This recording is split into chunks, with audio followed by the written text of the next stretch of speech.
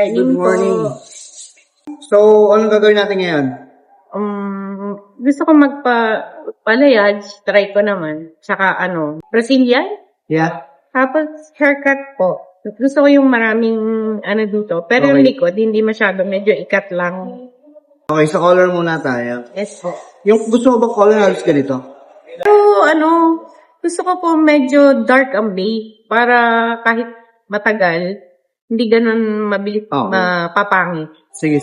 Try tayo ng something na same dito sa color. Sige po. Ang Basta, problem lang kasi nito, pag nagpe-fade siya, nag-orange. okay. So, mas better medyo mas lighter tayo. Pero, lighter po ang Highlights. highlights. Yes, Pero, ma'am. medyo yung base dark. natin, ito dark lang natin. Yun. Para mas Okay lang po matang. yun sa akin. Sa balayage kasi, yun yung sa pinakamaganda. Okay po. Light yung highlights, then dark lang yung base. Para Sige. mas matang.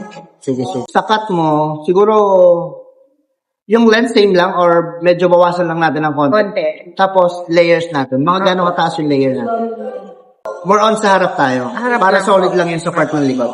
Okay, sige. Gusto naman. Okay naman. Medyo inip lang. Alam mo, mas maganda talaga may gulay. Yeah, mas nakakabuhay nila. Yes. Siyempre, alagaan mo na nga. Ang dami mo kinuha product, ha? Kung matagal na uli yun. Tapos both side to, pwede pa rin, ha? Ayun ang gusto ko. Yan. Kasi maganda yung nililipat yun. Yun. Thank you so much, ma'am. Thank you. Alagaan mo, mama. Thank you po. Ingat kayo.